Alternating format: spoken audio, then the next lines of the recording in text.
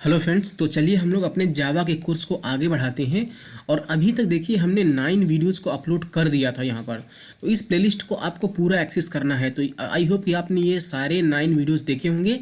ये 10th number का video है जिसमें हम लोग सीखने वाले हैं जावा में ऑपरेटर्स के बारे में। ऑपरेटर्स देखिए क्या करते हैं, वो ऑपरेंड पर वर्क करते हैं। Operator operates on operand. जैसे आप कोई एक्सप्रेशन लिखते हैं, मान लीजिए आपने लिखा 4 + 5 इस तरह से। तो इसमें जो ये प्लस है इसे हम बोल रहे हैं ऑपरेटर, जो 4 और 5 है इसे हम बोल रहे हैं ऑपरेंड। या आपके पास कोई वेरिएबल्स भी हो सकता है, आप लिखें x - y, तो यहाँ पर माइनस क्या है, ये ऑपरेटर है। x और y क्या है, ये ऑपरेंड है ना। अच्छा, एक ही एक्सप्रेशन में कई सारे ऑपरेंड ऐसे भी आप लगा सकते हैं, मतलब एक से ज़्यादा ऑपरेटर भी आ सकते हैं किसी भी एक्सप्रेशन में। तो यहाँ पर माइनस और प्लस ये दोनों ऑपरेटर हैं। x y z क्या है, ऑपरेंड है। तो ऑपरेटर हमेशा आप ऑपरेंड पर काम करते हैं। तो यहाँ पर बेसिकली अगर हम ऑपरेटर्स की बात करें तो मेनली 3 तरह के ऑपरेटर्स होते हैं: unary operator, binary operator and ternary operator.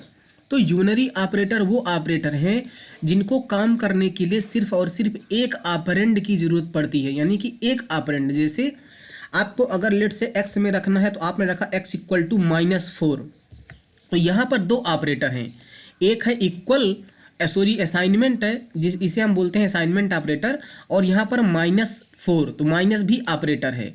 तो यहाँ पर माइनस के लिए जो ऑपरेंड है वो है 4। तो यहाँ पर जो ये माइनस है ये एक यूनरी ऑपरेटर है ना।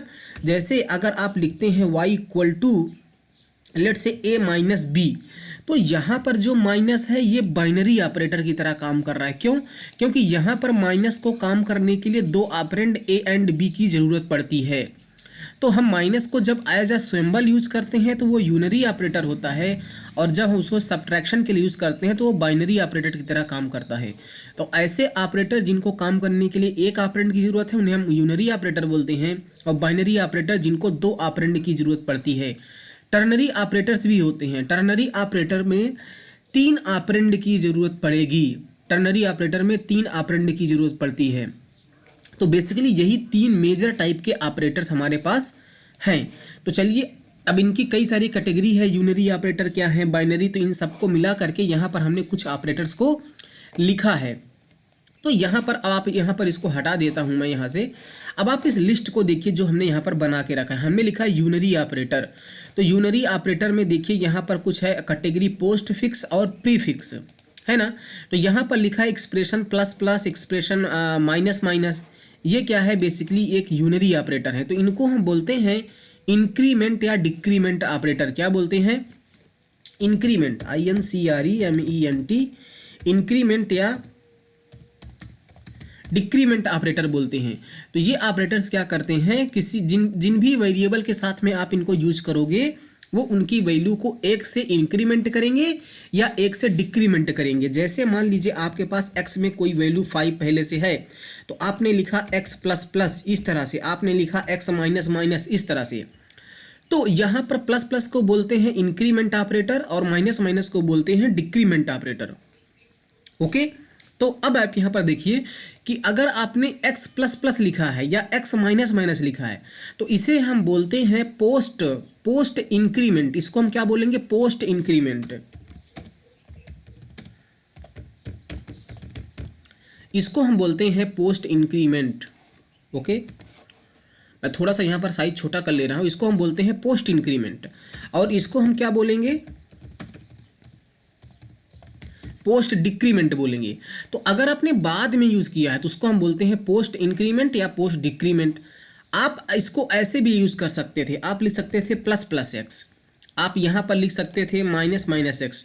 तो इसको हम प्री बोलेंगे, पोस्ट नहीं बोलेंगे बल्कि प्री बोलेंगे। इस तरह से प्री इंक्रीमेंट, और इसको हम लोग बोलेंगे प्री डिक्रीमेंट ऑपरेटर। तो इस तरह से ये इंक्रीमेंट या डिक्रीमेंट जो भी होते हैं इनको भी हम देखेंगे किस तरह से ये काम करते हैं। तो बेसिकली अभी पोस्ट और प्री किस तरह से डिफ़र करते हैं उसको हम एग्जाम्पल करके देखेंगे। तो आपको यहाँ पर ये बात आई होप कि समझ में आई होगी कि ये पोस्ट फिक्स यानी कि ++ जब बाद में लगता है या माइनस बाद में लगता है, और प्रीफिक्स में पहले लगा दिए जाते हैं, है ना। इसके बाद यूनरी ऑपरेटर की कैटेगरी में एक और आता है प्लस, जिसको हम एज अ सिंबल यूज कर रहे हैं।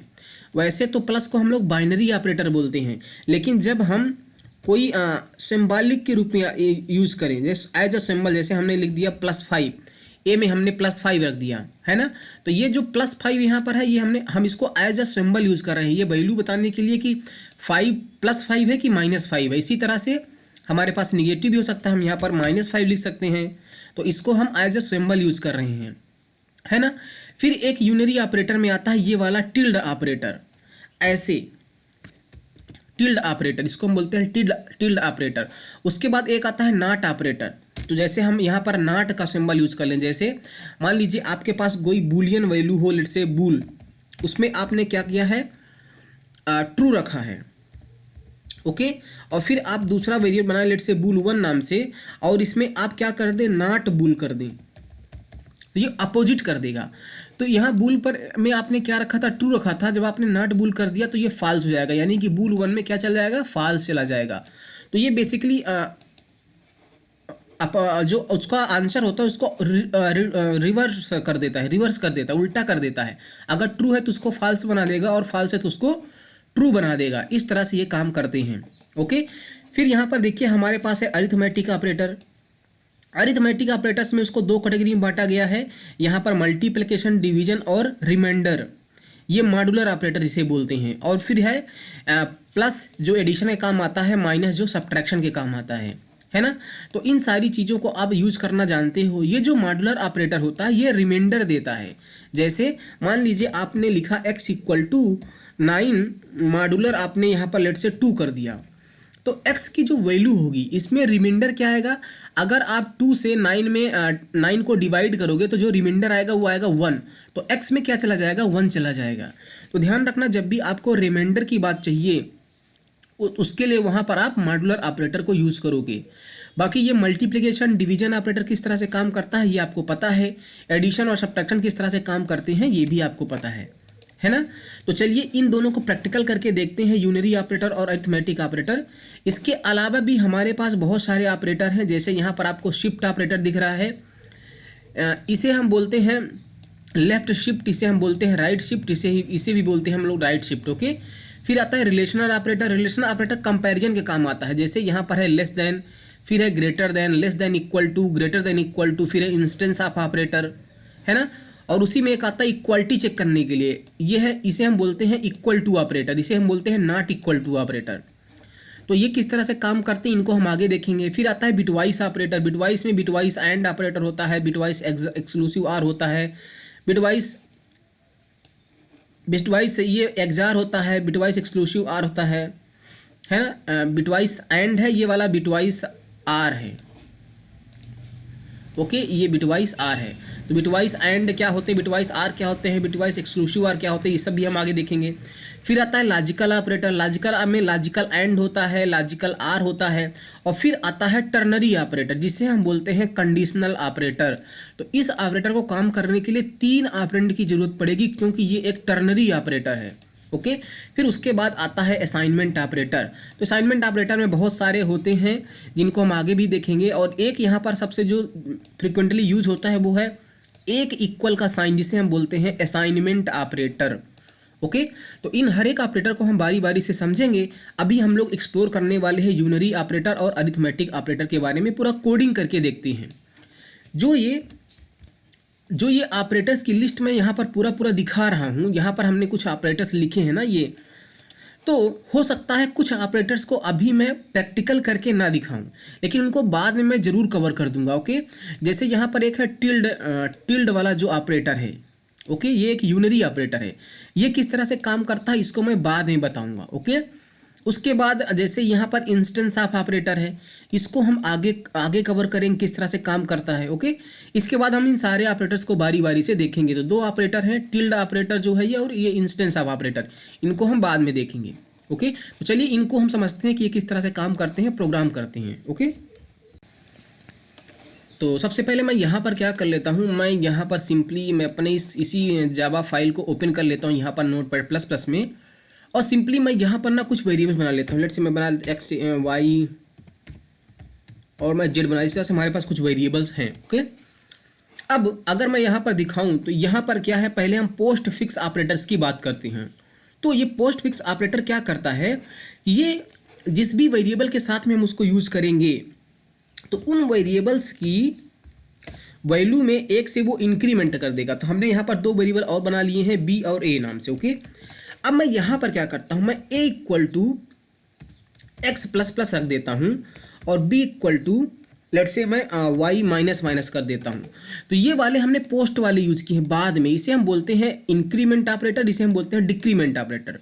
तो अब यहाँ पोस्ट और प्री में डिफरेंस क्या है, देखिए अभी अभी हमने आपको बताया कि जब भी हम प्लस प्लस को इंक्रीमेंट ऑपरेटर को किसी के वेरिएबल के साथ में यूज करेंगे तो उसकी वैल्यू वो एक से बढ़ा देगा, और ये माइनस माइनस जो डिक्रीमेंट ऑपरेटर है वो उसकी वैल्यू को एक से कम कर देगा।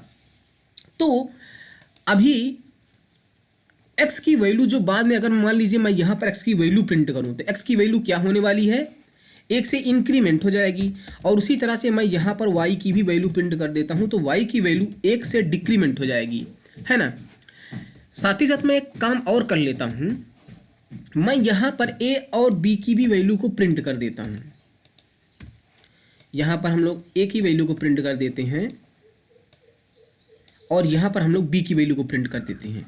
अब चलिए समझते हैं कि ये होगा क्या। देखिए जो ये पोस्ट वाले होते हैं, तो पोस्ट वाले जो होते हैं ये ना बाद में अपना काम करते हैं। देखिए क्या होता है, जैसे मैं आपको यहाँ पर ऑपरेटर्स दिखा रहा हूँ। मान लीजिए जो हमारे पास एक्सप्रेशन है वहाँ पर हमने लिखा है a equal to X plus plus. तो आप हमें बताओ कि इस एक्सप्रेशन में कितने ऑपरेटर हैं, दो ऑपरेटर हैं, एक है असाइनमेंट ऑपरेटर, एक है प्लस प्लस ऑपरेटर।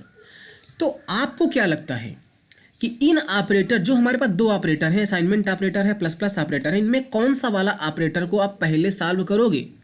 अगर आपने मैथमेटिक्स पढ़ी है तो वहाँ पर आपने बॉड मास रूल को फॉलो करते थे, है ना। सबसे पहले ब्रैकेट को सॉल्व करते थे, फिर डिवीजन मल्टीप्लिकेशन जो भी होता था, लेकिन वो रूल अनफॉर्चुनेटली यहाँ पर काम नहीं करता है। तो मैं सबसे आपको पहला एक सबसे इंपॉर्टेंट कॉन्सेप्ट यहाँ पर बताने वाला हूँ कि जो ये असाइनमेंट ऑपरेटर होता है इसको आप सबसे लास्ट में सॉल्व करोगे। इसको आप क्या करोगे, सबसे लास्ट में सॉल्व करोगे, है ना। क्योंकि जो इसकी प्रायोरिटी है असाइनमेंट ऑपरेटर की वो सबसे कम है, और अगर इसकी प्रायोरिटी सबसे कम है तो इसको आप सबसे लास्ट में सॉल्व करोगे। ओके, इसको आप सबसे क्या करोगे, लास्ट में सॉल्व करोगे। लेकिन यहां पर जो पोस्ट ऑपरेटर होता है, जो ये पोस्ट वाले ऑपरेटर हैं, चाहे प्लस प्लस हो या माइनस माइनस हो, आप याद कर लेना अभी हमने क्या बोला आपको कि जो ये वाला ऑपरेटर है इसको सबसे लास्ट में सॉल्व करोगे। तो पहले आप सोच रहे होगे कि हम इसको सॉल्व करेंगे, उसके बाद जो भी वैल्यू आएगी हम इसको सॉल्व करेंगे तो ए में चला जाएगा। लेकिन यहाँ पर थोड़ा सा एक्सेप्शन है कि जब हम प्लस प्लस पोस्ट की बात या माइनस माइनस पोस्ट की बात करेंगे तो हम असाइनमेंट को पहले सॉल्व कर देंगे, है ना। हमने क्या बोला कि वैसे तो आपको इसको सबसे बाद में सॉल्व करना है, लेकिन एक एक्सेप्शन आप याद रखो कि जब भी हम पोस्ट इंक्रीमेंट या पोस्ट डिक्रीमेंट की बात करेंगे तो इनकी जो प्रायोरिटी होती है वो असाइनमेंट वाले से भी कम होती है। तो इसलिए हम लोग पहले यहाँ पर असाइनमेंट को सॉल्व कर देंगे, है ना। देखिए क्या होता है, जब भी आपके एक्सप्रेशन में कई सारे ऑपरेटर आएंगे तो आपको ये बात पता होनी चाहिए कि कौन से वाले ऑपरेटर को आप पहले सॉल्व करोगे, नहीं तो आपका आंसर गलत आ जाएगा, है कि नहीं। तो यहाँ पर वैसे तो असाइनमेंट ऑपरेटर को सबसे बाद में सॉल्व किया जाता है, लेकिन जब हम पोस्ट इंक्रीमेंट या पोस्ट डिक्रीमेंट की बात करते हैं तो असाइनमेंट को हम लोग पहले सॉल्व कर देंगे। तो अभी के लिए आप इतना सीखो, फिर उसके बाद मैं और बताऊंगा कि ऑपरेटर का जो प्रायोरिटी होता है, प्रेसिडेंस होता है, वो किस तरह से होता है। तो अभी आप यहाँ पर देखो, तो ये पोस्ट वाले हैं, तो इसका मतलब आप असाइनमेंट को पहले सॉल्व करोगे। तो x की वैल्यू जो बढ़नी चाहिए थी वो बढ़ेगी नहीं, क्योंकि आप इसको बाद में सॉल्व करोगे, पहले आप इसको सॉल्व करोगे। तो x की वैल्यू 20 है तो a में क्या चला जाएगा, a में यहाँ पर 20 चला जाएगा, है ना। और a में जब पहले आपने इसको सॉल्व कर दिया तो a में 20 चला गया, और फिर आप इसको सॉल्व करोगे तो x में एक इंक्रीमेंट हो जाएगा। तो x में क्या चला जाएगा, 21 हो जाएगा, क्योंकि x के साथ में हमने प्लस प्लस यूज़ किया तो उसकी वैल्यू तो बढ़ना ही बढ़ना है। ओके, इसी तरह से आप नीचे समझिए, कि पहले आप इसको सॉल्व करोगे तो बी में y की वैल्यू क्या है 30 है तो 30 चला जाएगा, है ना। और फिर पहले आपने इसको सॉल्व किया तो बी में 30 चला गया, और फिर आप इसको सॉल्व करेंगे तो y की वैल्यू 1 से कम हो जाएगी यानी कि 29 हो जाएगी। तो इस तरह से ये पोस्ट वाले काम करते हैं। ओके, अच्छा मैं यहाँ पर कुछ क्या एक काम कर लेता हूँ, दो वेरिएबल और बना लेता हूँ सी और डी नाम से, और यहाँ पर मैं लेट्स से पी नाम से एक और वेरिएबल बना लेता हूँ 50, जिसमें मैं रख देता हूँ। ओके, अब यहाँ पर आप देखिए हम लिख रहे हैं सी इक्वल्स टू, तो हम लोग यहाँ पर क्या करते हैं, सी में हम लोग क्या कर लेते हैं, प्लस प्लस जेड को रख लेते हैं, प्लस प्लस जेड कर देते हैं, और डी में हम लोग कर लेते हैं माइनस माइनस पी को। तो अब प्री वाले समझिए, ये कौन से थे, ये पोस्ट इंक्रीमेंट था, है ना,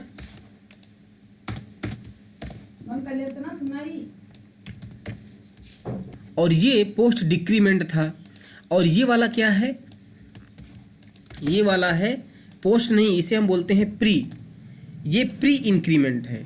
और इसी तरह से नीचे वाला क्या है, ये है प्री डिक्रीमेंट। तो अब आप यहाँ पर किसको पहले सॉल्व करोगे, पहले आप प्लस प्लस जेड को सॉल्व करोगे कि इक्वल को सॉल्व करोगे। यहाँ पर देखिए, देख के ही समझ में आ रहा है कि आपको पहले प्लस प्लस जेड और माइनस माइनस पी को सॉल्व करना पड़ेगा। आपको असाइनमेंट ऑपरेटर को पहले तभी सॉल्व करना है जब आप पोस्ट की बात करोगे, चाहे वो इंक्रीमेंट हो या डिक्रीमेंट हो। तो प्री वाले के केस में आप पहले सॉल्व करोगे प्लस प्लस जेड को, पहले सॉल्व करोगे माइनस माइनस पी को। तो पोस्ट और प्री वाले में डिफरेंस क्या है वो आपको समझ में आया।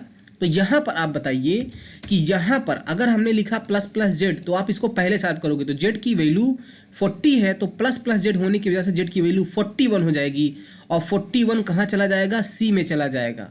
तो सी में चला जाएगा क्या, 41, और जेड में क्या है, जेड में भी 41 है ना। इसी तरह से यहाँ पर बताइए कि डी में क्या रखना है, डी में क्या होगा, पी की वैल्यू है 50, जब आप उसे माइनस माइनस पी कर दोगे तो वो हो जाएगा 49, तो डी में चला जाएगा 49, और डी में 49 चला गया, और पी में भी 49 रहेगा। तो इस तरह से हम लोग काम करते हैं। और फिर से मैं एक बार और इसी को पेस्ट करके यहाँ पर सी और डी की भी वैल्यू मैं प्रिंट कर दूँ तो हम आपको समझ में आया। तो यहाँ पर जो आंसर आने वाला है वो आने वाला है 20, और यहाँ पर आने वाला है 30, है ना, और यहाँ पर इंक्रीमेंट हो गया है तो ये हो जाएगा 41, और यहाँ पर क्या होगा, यहाँ पर डिक्रीमेंट की वजह से 49 हो जाएगा। और जो x की वैल्यू है वो प्लस प्लस हुई थी तो वो हो जाएगा 21, तो यहाँ पर 21, और y की वैल्यू क्या हो जाएगी 29, है ना। और अगर मैं दो ये और लगा करके मैं अगर z और p की भी वैल्यू प्रिंट कर दूं तो z की वैल्यू क्या है, यहाँ पर 41 है ना, इंक्रीमेंट होने के बाद, और p की वैल्यू डिक्रीमेंट होने के बाद 49। तो ये हमारा आंसर आने वाला है। तो इस तरह से जो ये यूनरी ऑपरेटर होता है, चाहे वो पोस्ट इंक्रीमेंट या पोस्ट डिक्रीमेंट हो, चाहे वो प्री इंक्रीमेंट या प्री डिक्रीमेंट हो, काम करते हैं। ठीक है, आगे और यहाँ पर देखिए हमने इसको भी कवर कर दिया, इसको भी कवर कर दिया, और यहाँ पर प्लस माइनस को तो बताने की ज़रूरत नहीं है। ओके, वो एज अ सिंबल यूज होते हैं। और यहाँ पर एक टिल्ड है जिसको हम बाद में पढ़ेंगे, और यहाँ पर एक है नॉट ऑपरेटर। तो नॉट ऑपरेटर को हम लोग किस तरह से यूज करते हैं, चलिए मैं एक काम करता हूँ, हम यहाँ पर बूलियन बी इक्वल टू, मैं यहाँ पर एक बना लेता हूँ वेरिएबल जिसमें मैं ट्रू रख देता हूँ, है ना, और कामा लगा करके 8 से मैं B1 बना लेता हूँ। तो अगर आप B1 में नॉट B को रख देंगे तो B की वैल्यू क्या है, पहले आप नॉट B सॉल्व करेंगे, है ना। हमने आपको बताया कि आप असाइनमेंट ऑपरेटर को सबसे बाद में सॉल्व करेंगे, पहले आप सिर्फ और सिर्फ एक केस में करेंगे यहाँ पर।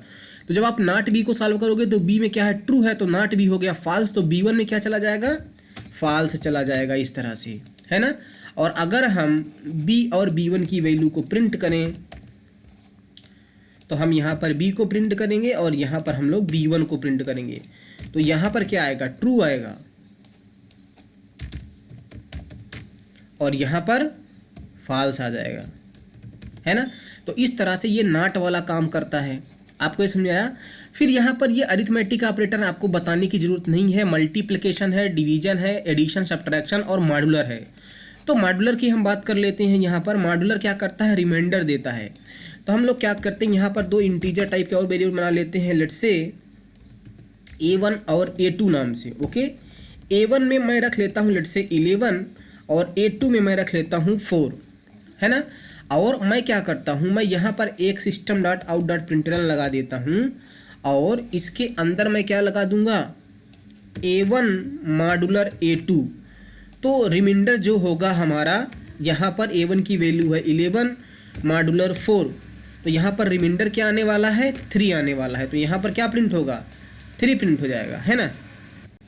ओके, और अभी यहाँ पर क्या है, अब ये मल्टीप्लिकेशन, डिवीजन, एडिशन, सब्ट्रैक्शन आप कर लेंगे, इसमें कुछ नहीं है। ओके, तो इस तरह से आपने देखा, ठीक है। तो एक बार मैं इस प्रोग्राम को रन कर देता हूँ, मैं अपना CMD यहीं पर ओपन कर लूँगा और CMD ओपन करने के बाद मैं सिंपली जावा सी लिखूँगा, example.java। हम इसको कंपाइल कर दे रहे हैं। ओके, और कंपाइल जैसे हमारा ये फाइल हो जाएगा तो इसको हम रन कर देंगे और देखते हैं। ओके, यहाँ पर कुछ एरर आ रहा है, यहाँ पर variable B is already defined. हाँ, तो हमने दो वेरिएबल का नाम सेम रख लिया है। यहाँ पर हमने बी वेरिएबल बनाया था तो यहाँ पर भी हमने बी रख लिया था। तो मैं इसको लेट से मैं B2 कर देता हूँ और यहाँ पर मैं B2 को नॉट करूँगा। ओके, और यहाँ पर मैं B2 को प्रिंट करूँगा, ठीक है।